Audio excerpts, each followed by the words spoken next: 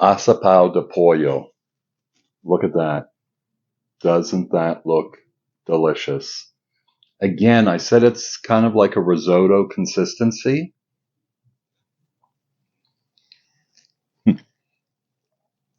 This is my favorite dish. Okay, folks, you've seen how it tastes. Now we're going to see how we make it. I'm in for a treat today. This is my favorite recipe in the world. This was my mother's favorite recipe when she was alive. It's Asapao de Pollo, or chicken asapao. This is a delicacy in Puerto Rico, where I lived until I was 12 years old. Um, I know I posted a recipe on how to make chicken asapao or asapao de pollo with, a rotisserie chicken. I'm going to make it the old fashioned way with a little bit of a difference. I had three small children growing up when I was younger, and typically with asapao de pollo, the beauty of it was you would cook the dish all together. It's like a chicken stew, but it's more like a risotto consistency with the rice. And what you would do is you would cook the raw chicken in with all of the liquid, so the water. And you would have bone-in chicken. You would just take a whole chicken and cut it up. So I was always paranoid about the kids choking on chicken bones. So what I would do is I would make the stock first and then use that. It's going to be the same thing. So we're going to start off by making a stock with some fresh chicken that I bought here from the meat market. Folks, if you live in the Halifax area, I'd really encourage you to go to Bailey's Meat Market. I posted a video on that about a month or two ago. This is 4 pounds of chicken thighs, which it's very good for soups. $7.78. I checked at Sobeys on my way home because I had to get something there that you can't buy at Bailey's, and they were $4.49 a pound on sale. These are $1.99, just a regular price. And the chicken thigh, that's I think it was $4.99 a pound. So it's really good deal. So all of this meal is only going to cost me about $11 with the chicken, and this is going to make the equivalent of 8 cups of liquid is going to be going into it. So I'll just go through the ingredients. We have chicken, which I'm going to make a stock for, and I'm going to separate the meat from the bone. So I'm going to do the stock in the Instant Pot. You don't have to. You can do it on the stove top as well. What you want to do is have at least, if you're doing it on the Instant Pot, about 9 cups of water, because you're not going to evaporate that much water in the Instant Pot, and it's going to cook fast. If you're doing it on the stove top, I would use about 10 cups of water, because you need to reserve about 8 cups for the liquid. So again, it's going to accomplish the same thing if we were cooking it all together, because it's all going to be incorporated in. And you'll see how we do it. So let's go through the ingredients. I've got here about a cup of sofrito. I've got my frozen sofrito cubes. I will leave a link in the description on how to make the sofrito and store it ahead of time. I'm going to use some adobo, and I'm going to use one of these Sazon packets for the stock that I'm going to be making, and then I'm going to use another packet when we start making the soup. I'm going to use some oregano and some pepper. We already talked about the chicken. There's my caldero, which is a Puerto Rican aluminum cast pot. That's a big one that I'm going to be using, not my small one. And then it's a cup and a half of rice. You can use whatever rice you choose, or whatever your favorite is. Typically, you'd use a medium grain rice. Excuse me. I'm out of the last of my medium grain rice, so that I got, it was a Rico brand. So what I'm using is arborio rice. Don't rinse it. You want the starch in, because that's going to be good for the soup. So if we were making a typical arroz con pollo, we'd want to rinse it because all the liquid's going to evaporate. We want some of that starchiness in the soup. So I'm going to go ahead and start making my stock. If you have an Instant Pot, just put about 9 cups of water in the Instant Pot. Put all your chicken in. Put a little bit of adobo in and one of these packets of Sazon. And then set it on 25 minutes to make the stock. and then let it naturally release for about 15 minutes. And then let your chicken cool down, separate all the meat from the bones, throw the bones away or put them in the compost bin, and then reserve that liquid so that you can add it into the soup later on. So we'll be back once all the chicken's separated and the stock is made. Stay tuned. Okay, folks, so I'm just ready to prep the chicken. So all I'm going to do is take the chicken off of the bones, get rid of all the skin and everything out of it. I can tell you it's been about 10 years since I've made this. So I haven't made it this way since my mother passed away. And to be honest, the only reason why is because it just takes so long. You have to cook the chicken first and then separate it. So I started going to a rotisserie chicken. But I'm telling you, there's nothing better than the Asapao made with the chicken in the stock. Like, it's so much better for the chicken to cook along with everything else. So again, I didn't cook it all together, but what I did was I prepared the chicken first. I kept all the liquid, so I've got 8 cups in this pot right over here that we're going to add in. I've already put some adobo in it and one of these Sazon packets. So now the work is just taking all the meat off and putting it in a bowl that we can add back in and making sure that there's no bones in it. And again, the only reason that I didn't do it that way is because it takes so long. I actually should have let this chicken cool down for a little bit before I do this. My hands are all clean, so I'm just separating the chicken. And then we're going to get ready to start making the Asapao de Pollo. So stand by. It's going to be good. And if you hear any screams in the background as I'm cooking, I've got the Halloween movies on. So trying to get into the spirit for the Halloween festivities coming up. Stay tuned. Okay, folks, chicken's all separated. We're ready to get cooking. For that, I need my super spoon, the big wooden spoon. So, sofrito's all thawed out. That's about a cup of sofrito. Typically, when I've made this in the past, I would never make sofrito in bulk. So if you want to make this just for the soup, all you need is a blender, you need an onion, you need about 6 cloves of garlic, and you need a green pepper and a red pepper, and one of those small packets of cilantro, you know, the ones that you see on the shelf with the spices. Not the big bunch, just one of those small packets. Blend it all up, and then you've got your sofrito. But this is so versatile to use in all kinds of dishes. I make it in bulk, and I put it in ice cube trays, and then keep it in the freezer, and just bring it out whenever I need it. So we're going to get started, and the first thing we're going to do is get the sofrito going. We want to bring out all those flavors. So we're going to put that on low heat for about 5 minutes and let that cook down. And you want to make sure that you're stirring it. And again, you want the heat low or run medium at first to get the pan hot. Let that cook for about 5 minutes. Then we're going to start adding the spices into it. So as soon as we're ready for the next step, I'll bring you back to start adding the spices and the tomato sauce and the rice, and it's going to be good. I like to put the rice in along with the sofrito to cook that up a little bit before we start adding the liquid in. We're not going to put the chicken in until about the last 5 minutes or so.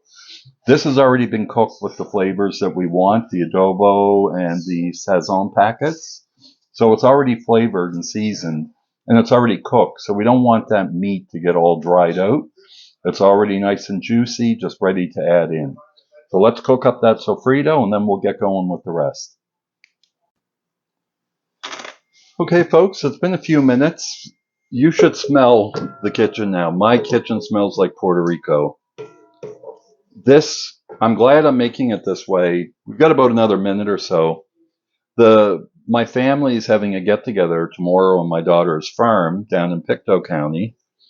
And this will be the first time that the entire family has been together since my mother passed away. So that's the reason why I'm making this the old-fashioned way and doing everything from scratch and not taking the shortcut of getting the rotisserie chicken.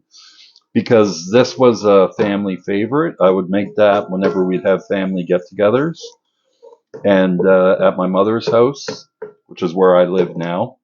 And this seemed to always go whenever I would make it. So I know they were kidding around today. They wanted a double batch, but that's not going to happen. I don't think they're given all the food that's going to be there, and I know it was all in fun. But I'm looking forward to tasting this. I'm going to dip up a big bowl for myself, so that way there'll be less for everybody tomorrow. So I'm going to start adding the oregano in. I'm going to put about a tablespoon of oregano into that. I'm going to put about a tablespoon of the adobo into there. Maybe a little bit more. That's not quite a tablespoon. And then I'm going to put a couple of these Sazon packets in. Now, I've already used one in with the stock when I made it, but a lot of that got diluted because I put more liquid in than I needed. So I want to make sure that that flavors into this soup. And these are like magic. I remember the commercials when I was a kid. It was like one packet of these in any dish that you're making will add tremendous flavor. And then I'm going to put a little bit of pepper, not quite, but a quarter teaspoon. And you may be wondering, why aren't you putting any salt in there?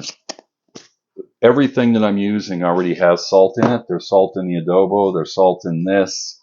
There's salt in the sofrito that I'm making. There's salt in everything. So I'm going to put about a half a teaspoon in. I'm going to taste it once it's done and then see if I need to add any more salt.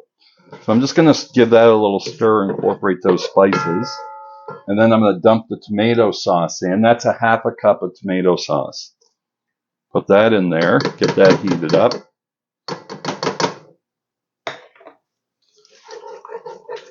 Stir that in good. Make sure all of those liquids are incorporated. Man, that smells good. Want to have a look? Sure. Here's what we're dealing with, folks. It's like a paste, but when we put the liquid that's on the stove, that's pure chicken stock from the chicken that we made, it is going to be good. Let's put the rice in there. Make sure that's all coated. That's a cup and a half of arborio rice. And we just want to make sure all the rice gets that flavor coated around it. You don't need to cook this for very long with the rice, just for a couple minutes.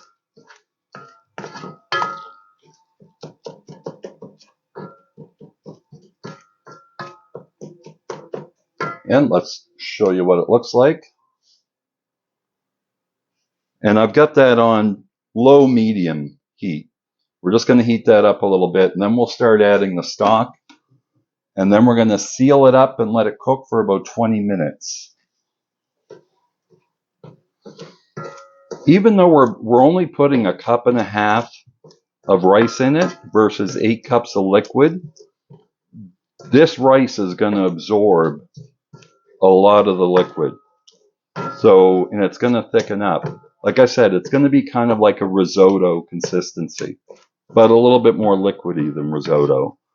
And the flavors are like nothing you've ever tasted in Canada, unless you've gone to a specialty restaurant. But I haven't seen any Puerto Rican restaurants here. I should open up one. Okay. Let's get that liquid in there. And then we're going to turn that heat up. I've already strained the liquid from the Instant Pot. We're going to give that a good stir. Make sure no rice is stuck on the bottom, and you want to make sure all of that paste, the sofrito paste that we had there, is all incorporated into the liquid. That smells incredible. The only thing that's left to go in is that chicken that we have. And there's what it looks like. And the smell that's coming from there is just incredible.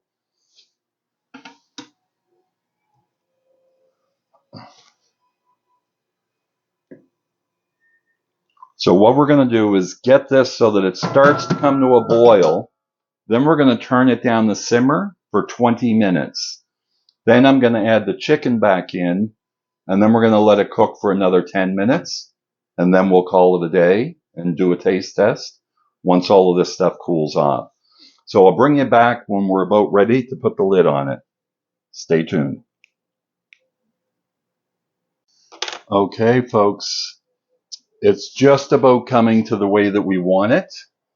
The one good thing about me doing these videos and doing the cooking videos, I'm sure my daughters would tell you this if they were talking to you, at least it forces me to keep my kitchen clean. So I have to wipe off everything after I'm done. Otherwise, there's going to be a big mess. I'm sure people don't want to see a messy kitchen. So now we've got it so it's coming to a boil. So I'm going to turn that flame down to low, and I'm going to put the lid on it. I'm going to give it a stir, put the lid on it, and then let that simmer for 20 minutes. If you have an electric stove, I'd suggest that you take the pot off the burner a little bit. Electric stoves, I find, are very finicky to cook on because I love propane or gas because it's immediate. Once it comes to a boil, it starts to come to a boil, you can turn it down and adjust the temperature right away. You don't have to wait for that element. So I've got that on a low flame. Make sure that we've got a simmer there. Yep, nice and good. We're going to leave that cook for 20 minutes. Then I'll bring you back and we'll start going with the chicken. Like I said, ignore the screams in the background. They've got a horror movie going. So I'm going to go back and watch that for 20 minutes and be right back. Stay tuned. Okay, folks, the timer's gone off. Oh, wow. Look at that. See what I mean about that? That's 8 cups of water. But still, look how that rice absorbed all of that water. That is perfect. Now we're going to throw that chicken in there. Make sure I don't splash myself. Got a piece there. Let's get that in there. Mix that all in. And then what we're going to do is we're going to let that cook in there for another 10 minutes. So just something I'll add on there. If you're cooking the chicken, you're making the stock, and you find that the chicken's not cooked all the way through when you're taking it apart, you don't need to worry about that because we're going to cook this again for another 10 minutes. Now, I will say in the Puerto Rican dish, you can add olives to this if you like olives. I don't. Also, capers are common to put in there, but I don't like olives and capers, so I'm just going to leave it. And peas is another ingredient that you could put in. I don't like those either. I just like the chicken, and I like the flavor, and that is going to be delicious. We're going to let that come up to a simmer again, close the lid, and let it go for 10 minutes. So stay tuned. A taste test is coming up, and this smells incredible. Okay, folks, the 10 minutes is up. I just turned it off. Let's have a look at what we're dealing with here now. Look at that. That's what it's supposed to look like, folks. Nice and thick. Remember what I said, it's going to turn out like a risotto, but a little bit watery, more watery. It's really thick, kind of like let's call it a Puerto Rican stew, chicken stew. And the flavor and the smell that's coming from that is just incredible. And see, all the chicken, because we pressure cooked it, just shreds in there. So what I'm going to do, I've got a little bowl here, and I'm going to dip up that much because this is for Thanksgiving tomorrow. So here's what we have. That is very, very hot. So we'll be back for the taste test Once this cools off, it'll be like 5 or 10 minutes for me, but it'll be like nothing for you guys. So stay tuned. Okay, folks, the time has come for the taste test. I've just got a small sample here. I know I said I was going to pour a big bowl, but I want to make sure that there's lots left for everyone tomorrow. Asapao de Pollo. Look at that. Doesn't that look delicious? Again, I said it's kind of like a risotto consistency.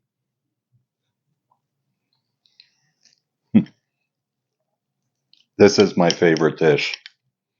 And it's made the traditional way from raw chicken, not a rotisserie chicken, done on the stovetop. You can't buy any. Somebody should open up a restaurant in Canada and sell this. They'd make a fortune.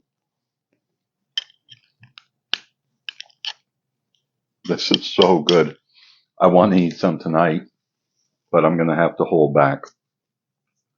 I'd really encourage you to try this. It's not the hardest part of this is the waiting after the stock has been made, where the chicken's been cooked, and then waiting for the chicken to cool down. You can put the chicken, if you want, in a cold water bath to let it cool down faster. I don't really like to do that because I'm worried about taking some of the juices out of the chicken.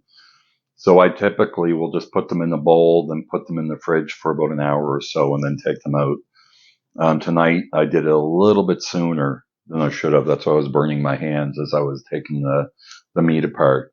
Or if you want, just cook it all with water in the pot, the old-fashioned way. I don't like doing it that way because I find it tastes better with the chicken all in the asapao. Everything's all incorporated. You don't need to worry about taking the chicken out. And then do I have enough to feed everybody that's going to be there?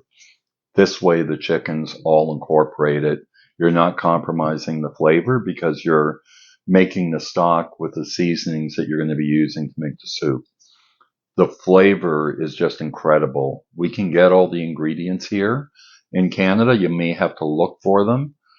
If you're fortunate enough to live in the U.S., you're going to be able to buy all of these ingredients anywhere.